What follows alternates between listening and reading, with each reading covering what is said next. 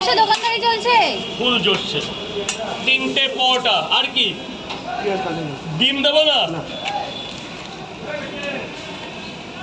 শোনা লঙ্কা ছাড়িয়ে দাও। শোনা লঙ্কা ছাড়াতে হয় নাকি? হ্যাঁ, লঙ্কার আমি ধুয়ে বোটা ছাড়ানো হয়, পেঁয়াজ ধোয়া হয়, ডিম ধোয়া হয়। মানে সব ফ্রেশ। Fair business, fair. আচ্ছা, জল আছে কলকাতা কর্পোরেশনের 30 টাকা। হ্যাঁ তিনটে হ্যাঁ, আজকে থেকে না, তো অনেক দিন হয়ে গেছে বাবা। ঠকবে না, গিয়ে খাবারটা খেয়ে পরে বলে যেও। রাজুদা কি খেলাম? বাবা এদিকে আসো, বলো এবার, বলো টাকা পয়সা বলে কি বলো আমাদের।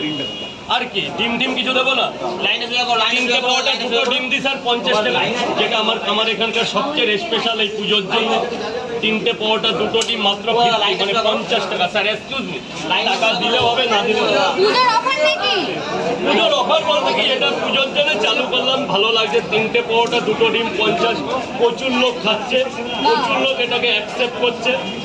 এবং আমার কাছে শুধু 50 না, দুটো পরোটাও 20 টাকাতে পাওয়া যায়, আনলিমিটেড তরকারি। একটা বাচ্চাকে একটা পরোটা, একটা ডিমও দেওয়া হয়, যাতে 20 টাকার মধ্যে। আগের দিন দেখেছিলাম তুমি কিন্তু 7টা ডিম দিয়েছে 50 টাকায়। এগুলো হচ্ছে আমার ধর্ম, একটা ব্যবসাদার হিসাবে। এই যে দুটো পরোটা নিচ্ছে, যে 50 টাকা নিয়েছে সে যতটা সম্মান, আমার কাছে যে দুটো পরোটা নিচ্ছে সেও আমার কাছে ততটাই সম্মানের।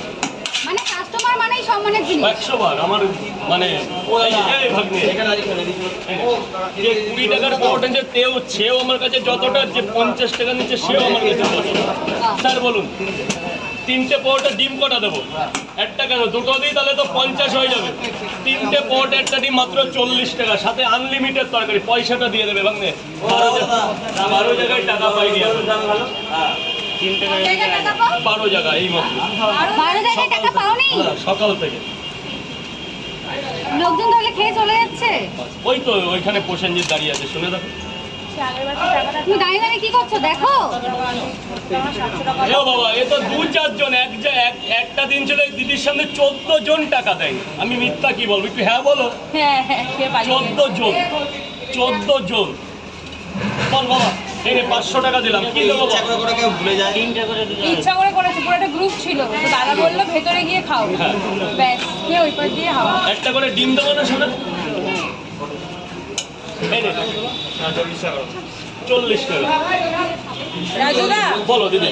শুনছিলাম যে তুমি একটা দোকান খুলতে ইচ্ছা আছে অনেক পুজোর সময়।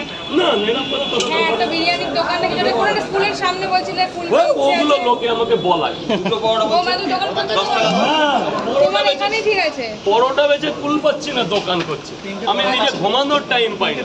আমরা তো ভাবলাম সত্যি তুমি মানে দোকান খুলছো ও বলছিল একটু বলো, আমার ভিউজের দরকার। বলো